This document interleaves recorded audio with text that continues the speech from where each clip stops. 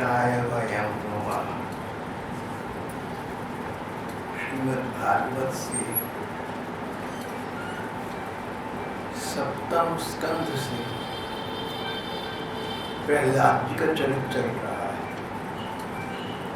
प्रहलाद जी 5 वर्ष के बालक थे। उनके पिता हिरण्यकशिपु नाम के एक दैत्य थे।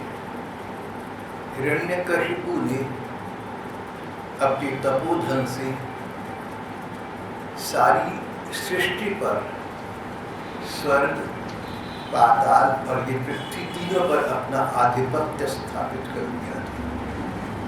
देवता तक उसके आगे हाथ जोड़े खड़े रहते थे, सब डरते थे। अजर अमर होने का वरदान प्राप्त कर चुका था, निरंकुश था। पर पुत्र प्रहलाद पिता हिरण्यकशिपु से बिल्कुल प्रतिकूल, विपरीत। प्रहलाद जी 5 वर्ष के बच्चा थे, पर ये तो उनके शरीर के वर्तमान जन्म की आयु थी। न जाने कैसे संस्कार, कैसे पूर्व संस्कार लेकर आए थे। बातचीत करते तो बड़ी गंभीर वाणी में धर्म ग्रंथों की वार्ता करते, भगवान की भक्ति की चर्चा करते, सबके साथ स्नेह और सम्मान का व्यवहार करते। बहुत गुणी व्यक्ति थे।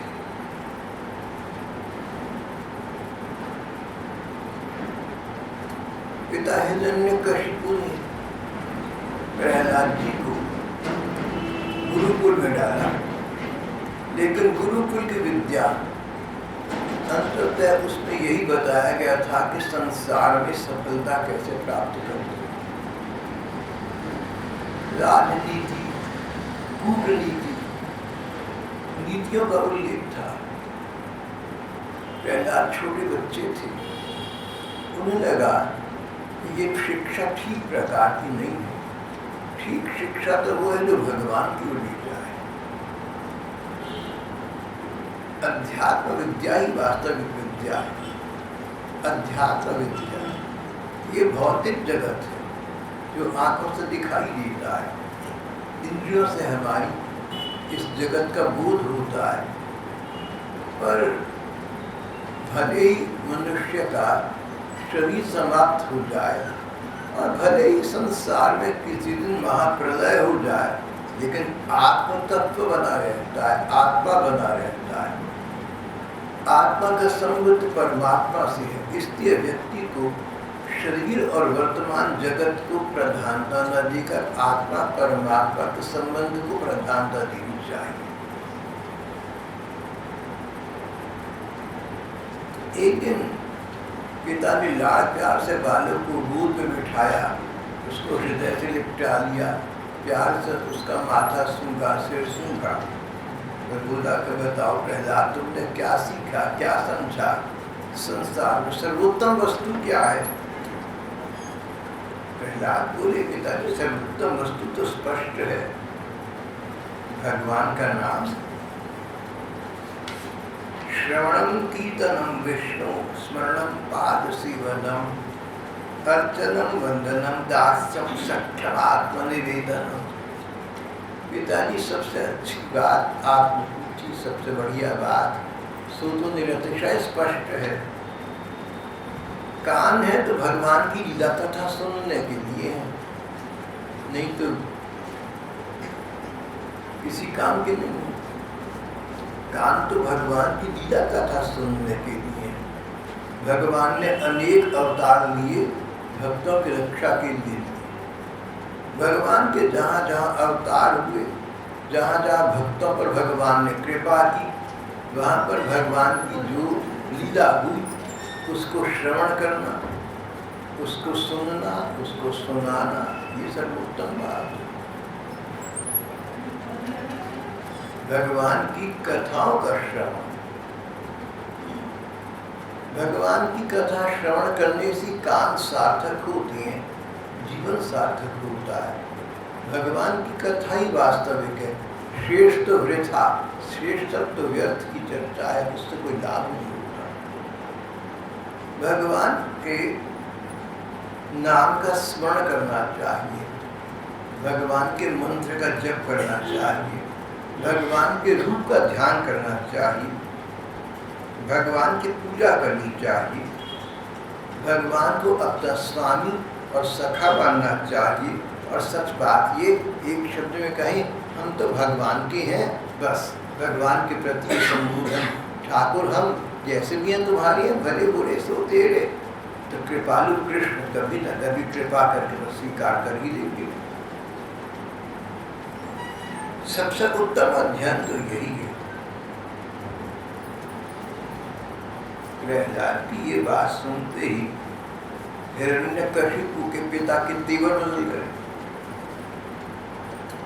उन्होंने अभी अभी बड़े लाड़ प्यार से प्रहलाद को भूख में बिठाकर हृदय से लिपटाकर उसका प्यार से माथा सूंघा था। उसी बच्चे प्रहलाद की ये बात सुनी जो अपनी मन की इच्छा के प्रतिकूल थी, तो उनके गोद से उतार कर बाहर फेंक दिया।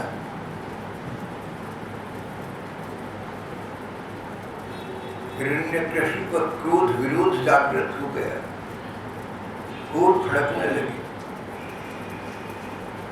गुरु जी के जो दो पुत्र, गुरु पुत्र इन्हें शिक्षा देते थे, वही इनको वे लेकर आए थे। हिरण्यकशिपु उनसे बहुत क्रोधित हुआ, उनसे कहने लगा, अरे ब्राह्मणों, तुम बड़े नीच निकले, ये कैसी तुम्हारी करतूत है। लगता है कि तुम हमारे शत्रुओं के साथ मिल गए। भगवान को अपना शत्रु मानता था, भगवान विष्णु को अपना शत्रु मानता था। संसार में ऐसे दुष्टों की कमी नहीं है जो मित्र का भेष धारण कर छिपे छिपे शत्रुओं का काम करते हैं, परंतु उनकी कलई समय आने पर खुल जाती है। इतनी बड़ी बात क्रोध विरोध में भरे हिरण्यकशिपु ने गुरु पुत्रों से कही, बिना बात की तहकीकात की, कभी कुछ न कहना, कोई किसी प्रकार की धारणा, कोई इंप्रेशन न बनाना। जब तक किसी व्यक्ति का अपराध प्रमाणित न हो जाए, सिद्ध न हो जाए, तब तक उस व्यक्ति को अपराधी मत समझो।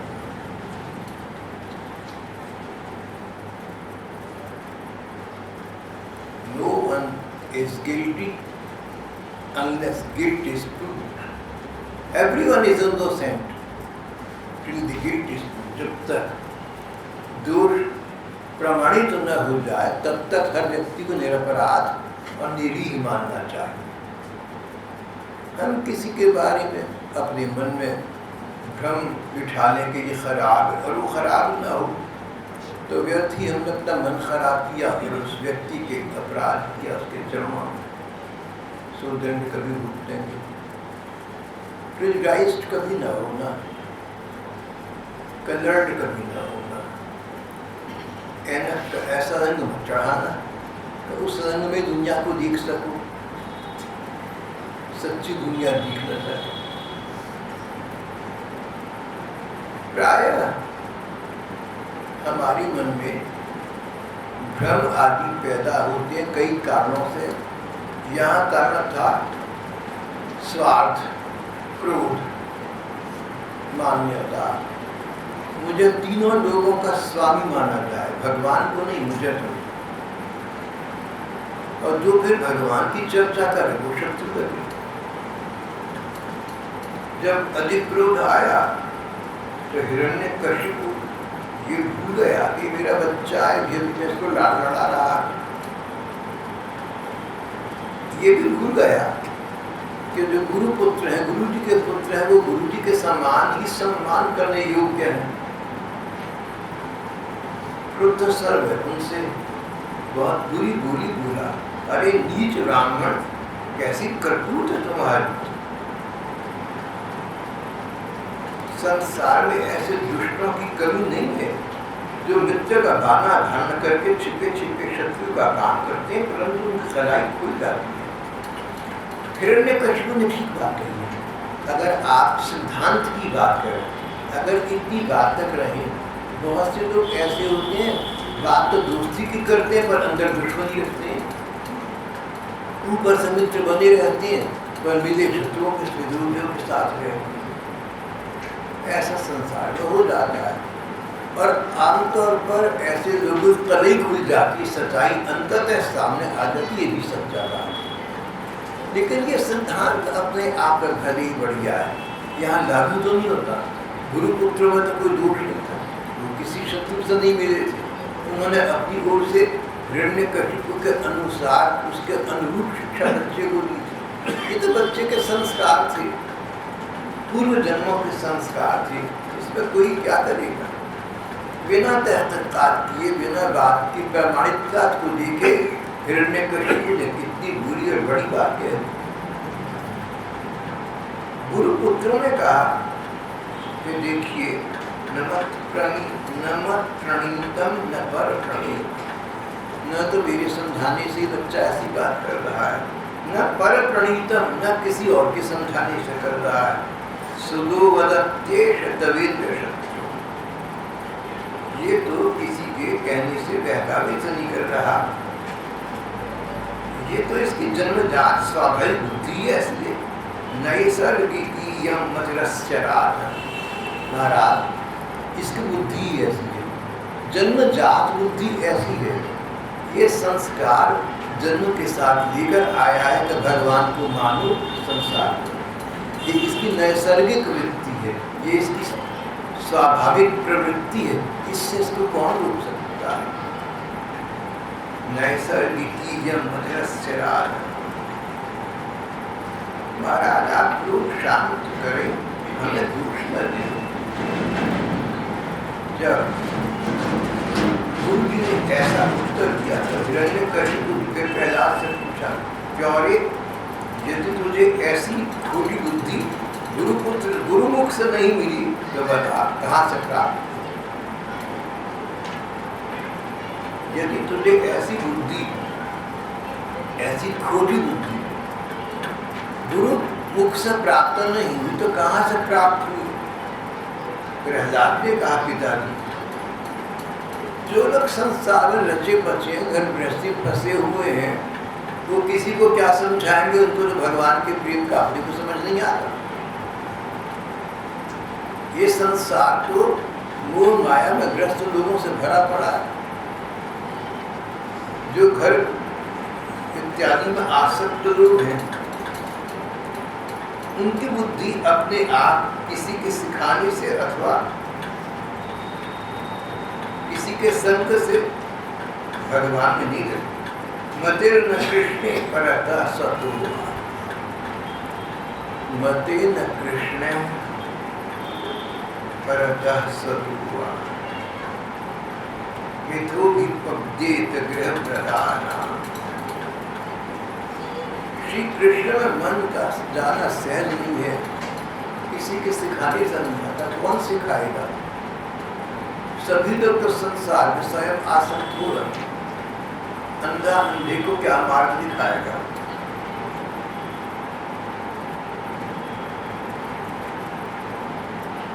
तो प्रहलाद जी ने भी बहुत ठीक बात, भगवान में लगने की चर्चा बहुत कम लोग कर पाते।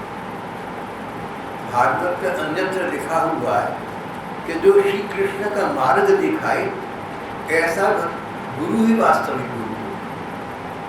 और जो नीति की शिक्षा दी, जो चमत्कारी विद्याएं सिखाए, जो सांसारिक सुखभोग प्राप्त करना सिखाए, वो व्यक्ति गुरु है। यहाँ पर प्रहलाद जी कह रहे हैं,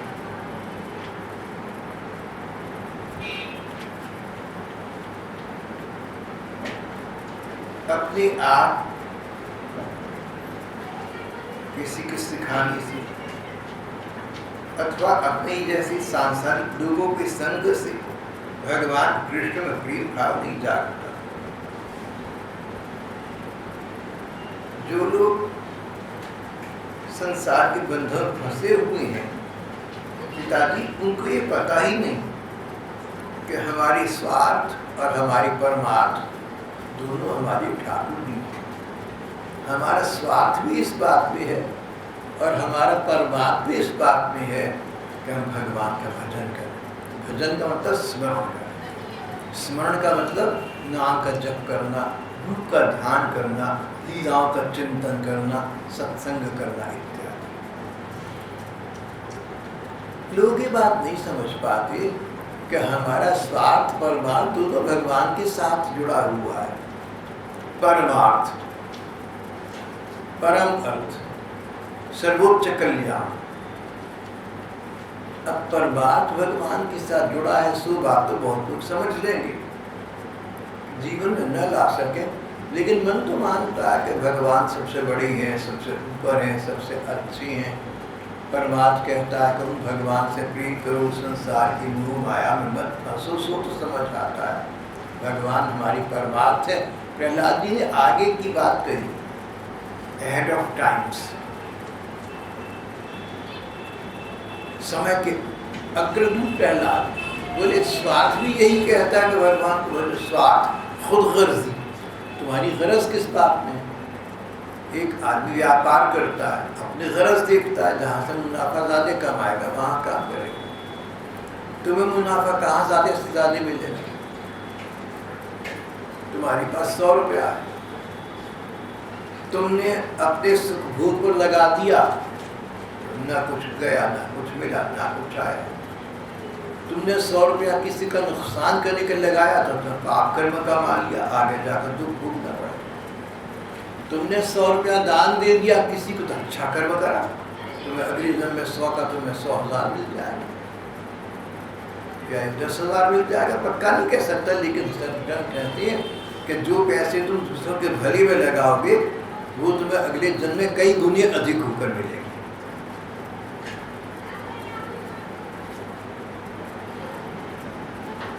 और अगर हम 100 रुपये भगवान की सेवा पूजा में लगा दें, भगवान के प्रेमी संतों पर लगा दें, भगवान के प्रेम में लगा दें, तो ये तो अनंत हो गए।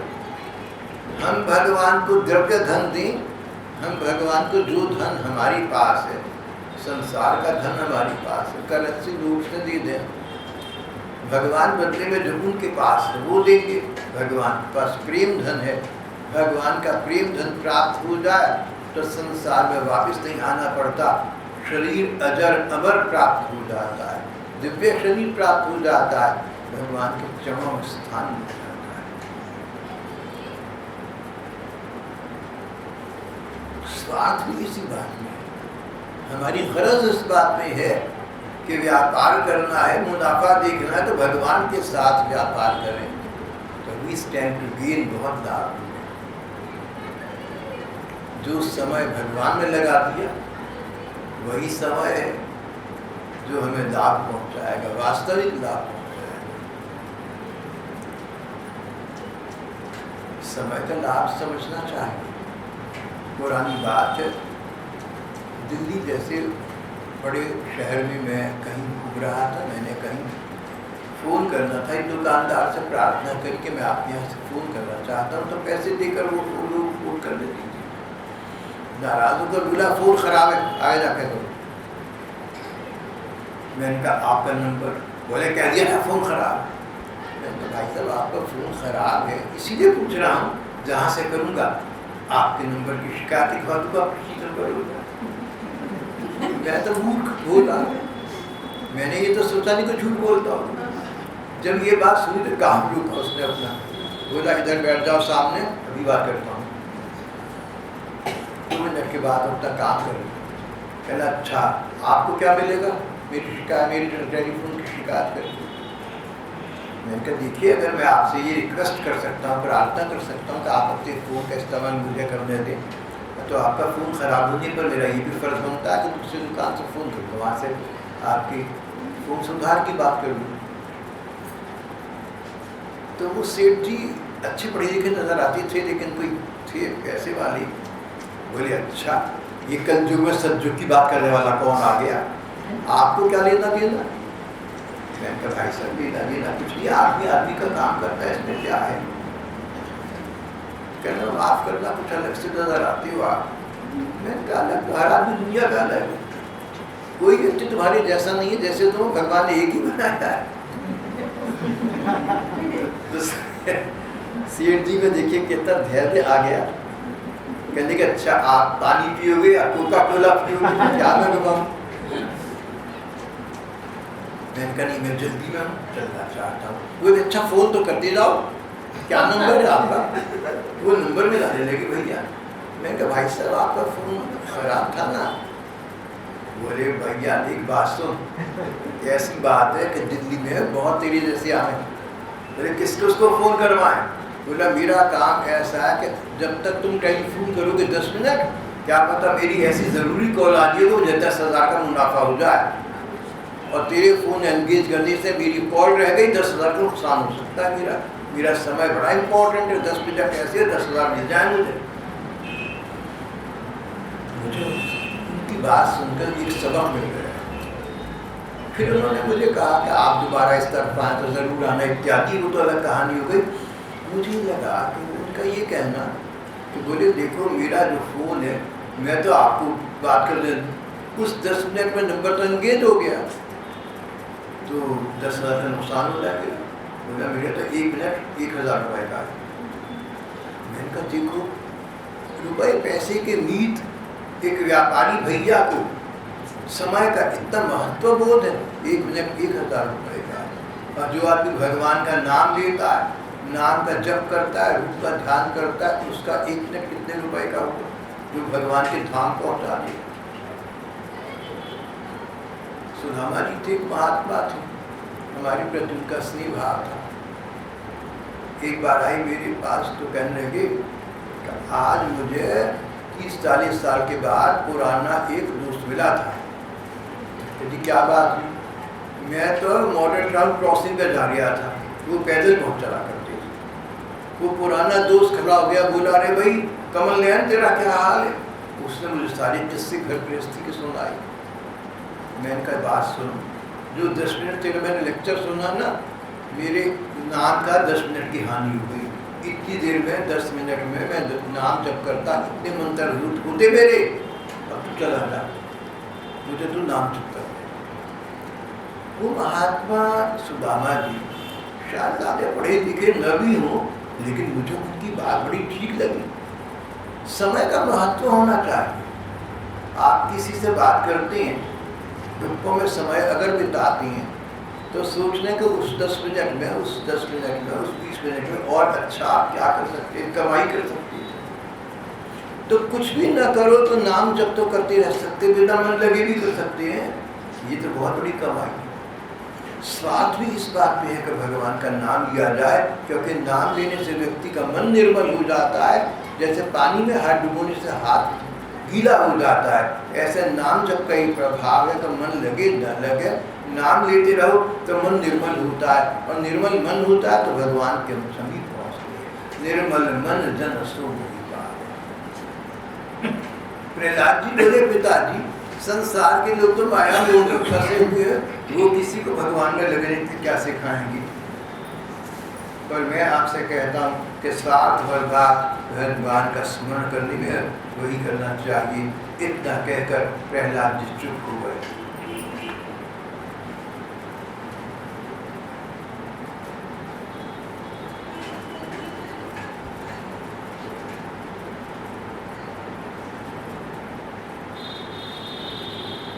प्रहलाद जी ने अंत में ही कहा था कि जो लोग भगवान के प्रेमी भक्तों की चमक धूल में स्नान नहीं करते, वो कितने भी पुण्य कर्म करें, परोपकार करें, वेदों के अनुसार चलें, लेकिन भगवान के प्रेम का स्पर्श उन्हें प्राप्त नहीं हो सकता। महीयसां पादरजोभिषेकं निष्किंचना नाम नवनीतयावत्। भगवान के प्रेमी भक्तों और कैसे अकिंचन, जिनके पास कुछ है ही, ये नहीं कि एसी में बैठे हुए हैं और 50 कच्चे तेल इकट्ठे कर लिए, मौज मस्ती में रहते हैं, वो उसकी तोड़ना है, ये नहीं साहब। अकिंचन भक्त कहा है, जिनके पास कुछ नहीं। मैंने सुना था कि हरिद्वार में एक आश्रम बना हुआ, तो बहुत बड़ा आश्रम, जैसे 5 स्टार होटल, 5 सितारे होटल में ऐसा। तो वहाँ तीर्थ यात्री जाते गर्मियों की छुट्टियों में खुशी से ठहरते थे, क्योंकि वहाँ आजकल की सब प्रकार की सुविधाएं थी। तो एक गृहस्थ जब वहाँ जाकर टिके तो उन्होंने वहाँ वालों से कहा कि भाई जो स्वामी जी यहाँ के हैं, हम उनके भी दर्शन करें, उनका ऑफिस या उनका स्थान कहाँ है। बोले वो नहीं मिलते। क्यों नहीं मिलते? बोले वो तो अपनी जगह बैठी रहते हैं, किसी से मिलते जुलते कमी है, उनके पास जाओगे तो तुम्हारा दिल भी लगेगा नहीं। क्यों नहीं लगेगा? वो भैया बोला कि भैया ऐसा कि हमारे जो महाराज जी हैं, ये तो 5 सितारा आश्रम यात्रियों के लिए है, अगर ये नहीं होगा तो लोग आएंगे भी नहीं, तीर्थ करने नहीं आएंगे। तो चलो जैसे तैसे आए, इसलिए बना दिया। अपने आप तो वो बाहर तरफ एक कोठड़ी पड़ी है, उसमें रहते हैं, उनका तो बिजली का पंखा भी नहीं। भैया देखने के लिए मिलने दर्शन करने गए, सचमुच अपने बैठी भजन कर रहे थे, बिजली का पंखा था ही नहीं।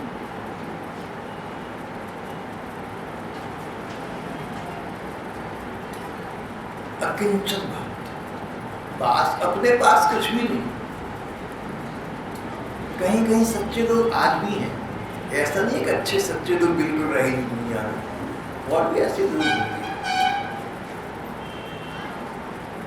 अकिंचन भगवत प्रेमी जनों का जब तक सेवा न करो, सेवन न करो, तब तक भगवान के प्रेम का पाठ प्राप्त नहीं होता।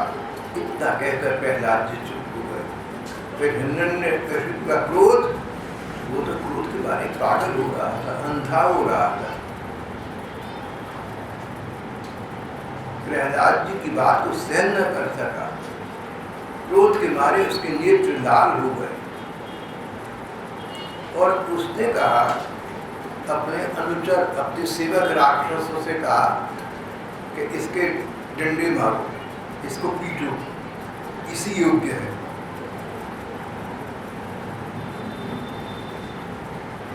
देखो, कोई दूसरा व्यक्ति भी यदि भलाई करे तो एक प्रकार से पुत्र ही है। जैसे औषधि है, दवा है, हमारी मित्र है। हमें कोई रोग होता है तो औषधि कड़वी भी क्यों ना हो, हम उसका सेवन करते हैं, क्योंकि हम मानते हैं, हम जानते हैं कि इस औषधि से हमारा रोग निर्मूल होगा। तो औषधि की भांति वो व्यक्ति हमारा सच्चा मित्र है, सच्चा है, जो हमारा कल्याण करता हो, हमारा भला करता हो। दूसरा भी यदि औषध के समान भलाई करे तो एक प्रकार से पुत्र ही है, पर यदि अपना पुत्र भी भयित करने लगे तो वो ऐसे शत्रु है जैसे रोग हमारे शत्रु है, ये शरीर को नष्ट भ्रष्ट कर देते। अपने शरीर के ही किसी अंग से सारे शरीर की हानि होती हो तो उसको काट डालना चाहिए, क्योंकि उसे काट देने से शेष शरीर सुख से नहीं सकता। कई जगह जैसे किसी को गैंग्रीन नाम का रोग लग गया, अंगूठी में हो गया तो अंगूठा कटवाना पड़ गया। सृष्टि के आदि काल में हिरण्यकशिपु ने शल्य चिकित्सा की चर्चा की, सर्जरी की बात की। आज की भाषा का प्रयोग करें, जैसे अंगूठी में गैंग्रीन हो जाए तो उसको कटवाना ठीक है, ताकि शेष शरीर तो ठीक रहेगा, नहीं तो गैंग्रीन तो फैलता जाता है बड़ी फास्ट। यहाँ पर हम फिर एक बात देखते हैं, हिरण्यकशिपु की बात ठीक है, सिद्धांत बिल्कुल ठीक है। भाई अपना तो वही है जो हमारा भला सोचता हो, चाहे कड़वी औषधि हो लेकिन अपनी है, हमारा भला चाहे। और जो हमारा अपना होकर भी हमें दुख दे, जैसे रोग इस बात का अपना हुआ, और रोग ऐसा हो जो शरीर के एक अंग से दूसरे अंगों में फैलता हो, तो उस अंग को कटवा देना ही उचित है। सिद्धांत बिल्कुल ठीक है, बात बिल्कुल ठीक है, असूल की बात है, लेकिन यहाँ लागू नहीं हो रही है।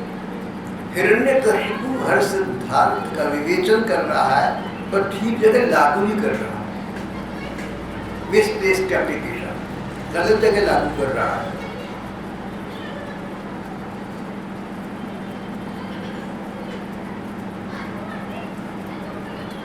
ये अपने बेटे का, ये सदन का बहाना पहनकर मेरा बेटा बनकर मेरा शत्रु भी मेरे पास आया, ये मेरा अहित करने वाला है, इसलिए खाने सोने बैठने आदि के समय किसी भी उपाय से इसे मार डाला जाए।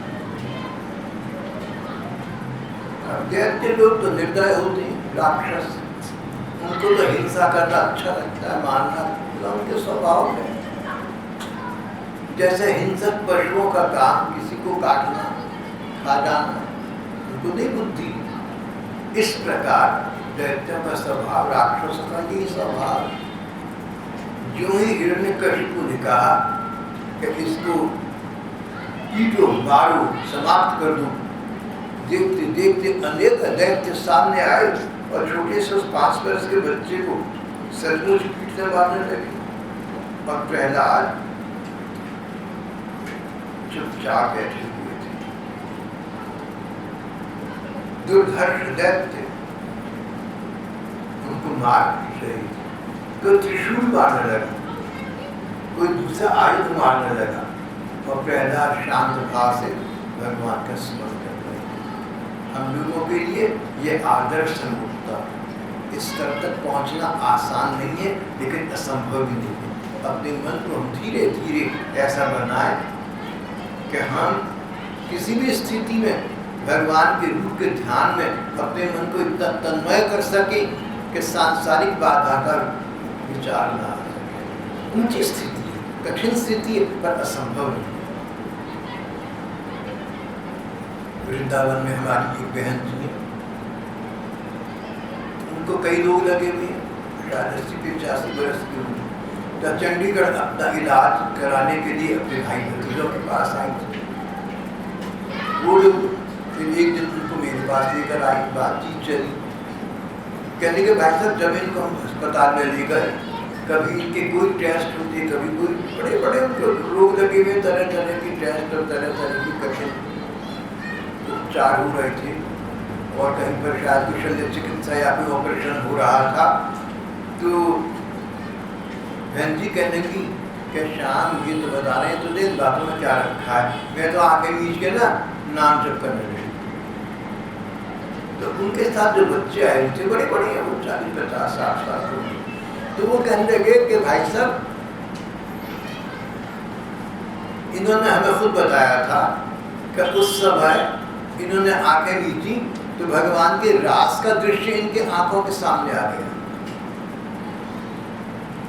ऐसा ना समझता कि सब लोग झूठ बोलते हैं, आप ही सब आया होगा। मैं तो आपको पता है, मेरी बात सुनकर आप जानती हैं मैं बहुत तर्क वाला व्यक्ति, बहुत शंका रखने वाला व्यक्ति, श्रद्धा मेरी को बहुत कम है, आपको रोज ये बात कहता हूँ। लेकिन भगवान के जो लोग साधन भजन में लगे रहते हैं, उनके मन को भगवान ऐसा बना दे कि किसी कठिन समय में भी उनको भगवान के प्रेम का सुख प्राप्त हो रहा हो, ऐसा होता रहा है, आज भी हो सकता है, संभव कुछ नहीं। हमें तो इन लोगों से शिक्षा लेनी चाहिए। मैंने मन ही मन बहन जी के चरणों में प्रणाम किया, भगवान मुझे भी ऐसी बुद्धि प्रदान करें, ऐसा मस्तिष्क प्रदान करें जो भगवान में इतना विश्वास जमाई रख सके, ऐसा हृदय प्रदान करें जिसमें उनका इतना अनुराग हो कि कष्ट के समय भी भगवान का स्मरण होगा।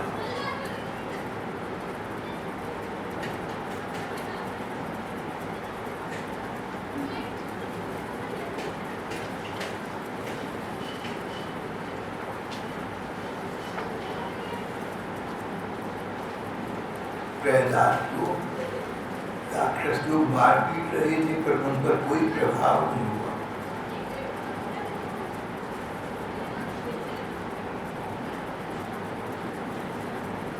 कहीं कहीं पुराणों में ऐसा प्रसंग आता है जहाँ भी इंगित किया गया, इशारा तो यहाँ भी है, लेकिन कई ग्रंथों में तो बड़ी विवरण खोल कर बताया गया। प्रहलाद को मार डालने की हिरण्यकशिपु बड़े बड़े उपाय करने लगा, पर जो उपाय उसको मारने का करे उस पर कोई प्रभाव न हो। शूलों की मार से, डंडे, बेत, जो भी चीजें मारी गई, बर्छे, त्रिशूल, अन्य प्रकार के आयुध, शूलों की मार से प्रहलाद के शरीर पर कोई प्रभाव नहीं हुआ। तो हिरण्यकशिपु को शंका हो गई कि कहीं जो भगवान विष्णु के गुप्तचर छिपे भेष में गुरुपुत्रों के यहाँ इसको बहका रही हैं, उन्होंने इसको कोई जादू टोना तो नहीं सिखा दिया? वरना कैसे हो सकता है कि 5 साल के बच्चे की इतनी पिटाई हो और शरीर पर कोई घाव न हो सके?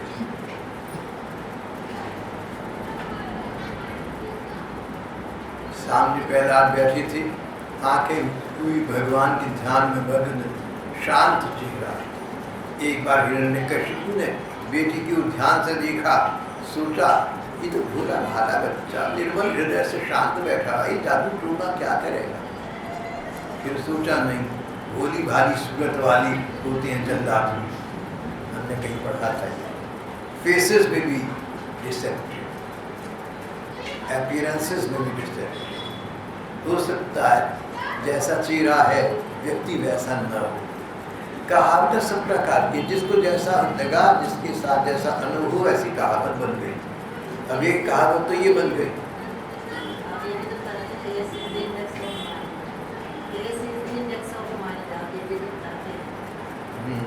अब देखिए एक कहावत तो ये बन गई कि फेसेस अपीयरेंसेस में भी डिसेप्टिव। हो सकता है जैसा भी नजर आता है वो धोखा ही हो, सब कुछ वैसा ना हो। और दूसरी कहावत ये बन गई, face is the true index of mind. चेहरे से पता लग जाता है बंदा कैसा है। दोनों एक दूसरे के प्रतिकूल है, जिसका जैसा अनुभव है उन्होंने वैसा कहा है।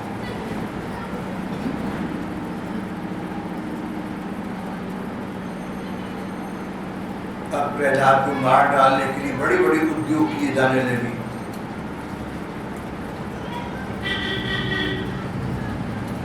राजमहल से कुछ दूरी पर एक हाथी घर था। इसमें एक हाथी बाकी हाथियों से अलग एक मैदान में रखा गया था। ये पागल हो गया था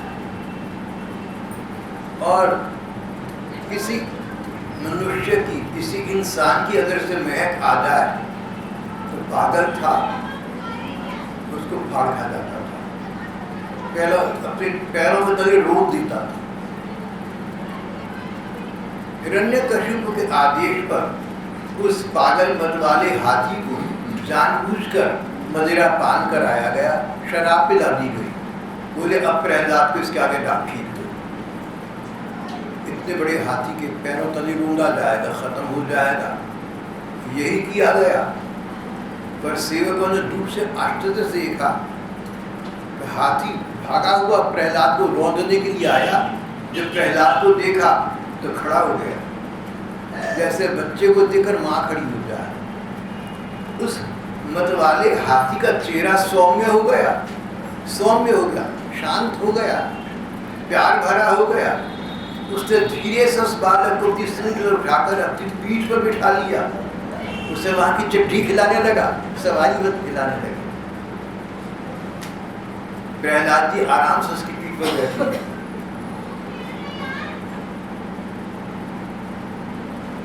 और फिर उस हाथी ने प्रहलाद जी को पीठ पर बिठाए राजद्वार के सामने आकर उसको नीचे उतार दिया। भैया तेरा घर है, चला। जब हिरण्यकशिपु ने वृत्तांत देखा, सुना, आश्चर्य से चकित हो गया। बड़े बड़े मायावी देखे, बड़े बड़े देवता देखे, लेकिन ये क्या हो गया, ये तो समझ में नहीं आ रहा है।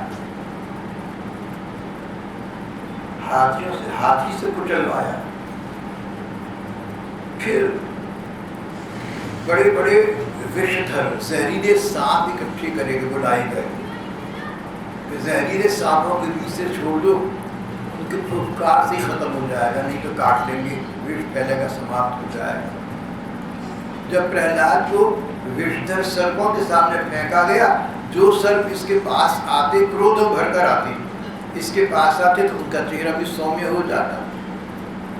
और ये उन सांपों के साथ ऐसे खेलने लगे जैसे बच्चा छोटे छोटे बच्चों के साथ या खिलौनों के साथ या कटुओं के साथ खेलने लगता है। एक सांप का मुंह खोलकर उसके दांत गिरने लगे, बच्चे तो थे। एक सांप इनका कंठ का हार बन गया, इनकी गली में लिपट गया, जैसे शिव जी के गली में सर्प लिपटे रहे।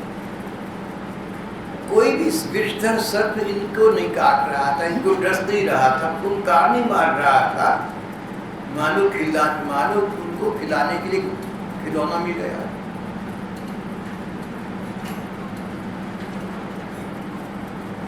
पहाड़ की चोटी से नीचे फेंकवाया गया, कोई चूक न लगे। अंधेरी कोठरी में बंद किया, जहर पिलाया, खाना बंद कर दिया।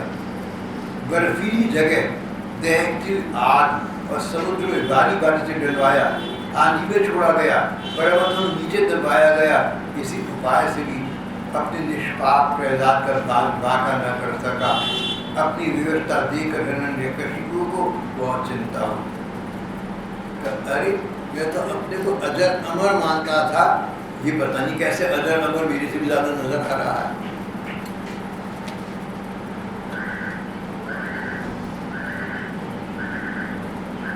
हिरण्यकशिपु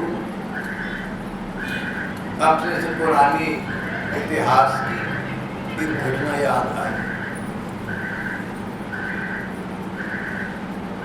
शून्यशेप नाम का एक छोटा बालक था।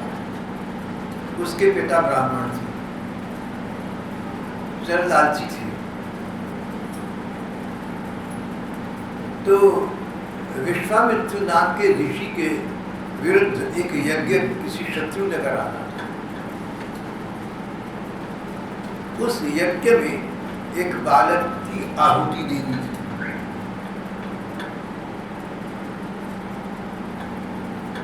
जब शून्यशेप के पिता को पता चला तो उसने सोचा छोटा बच्चा है, बच्चे तो होते रहते घरों में। आजकल तो थोड़ी थोड़ी बच्चे हैं। हमारे ज़माने में जब हम लोग तो 8 बच्चे थे, 8 बहन भाई थे, और हमारे चाचा जी के 12 बहन बच्चे थे, और दूसरे चाचा जी के 8 बच्चे थे। ये थोड़े थोड़े थे वो, और 101 थे। जब अगर 20वीं शताब्दी में हम 12-15 बच्चे थे तो 5000 पहले 100 कौरव थे। धृतराष्ट्र के बच्चे कौन सी बड़ी बात हुई। उससे पहले कभी 1,000 बच्चे भी हुआ करते थे। तो उस लोभी ब्राह्मण ने सोचा छोटा बच्चा चला भी जाए, क्या फर्क पड़ता है, पैसे तो मिल जाएंगे। पैसे कोई लोभ में उसने अपने बच्चे को चुपचाप बेच दिया। बच्चे को नहीं बताया। बच्चा तो बोला था, कह दिया कि तू वहाँ पंडित को ब्राह्मण लोग यज्ञ कर रहे हैं, प्रणाम करने चला जाए। जो कहे छोटा मोटा काम कर दिया। विश्वामित्र ब्रह्मज्ञ थे, उनको सब ज्ञान का बात का पता रहता था। वो मार्ग में इसको मिले तो इसको सच बता दिया। बोले तू मेरे साथ चल, मैं तेरा पालन पोषण करूँगा। उसको अपने पिता पर बड़ा क्रोध आया। उसने कहा महर्षि आप मुझे ले जाकर पढ़ा लिखा के बड़ा कर देंगे। बोले हाँ। बोला मैं अपने पिता से बदला लेना चाहता हूँ, मैं अपने पिता की मृत्यु करवा दूँ। विश्वामित्र बोले अभी तुम छोटे हो, तुम्हें संरक्षण की आवश्यकता है। पिता से डर है, मेरे से तो नहीं है। विश्वामित्र ने उसको बात उसके बढ़ाकर अच्छी प्रकार की शिक्षा दी। उसको ये भी समझाया कि पिता का वध करना ठीक नहीं होता।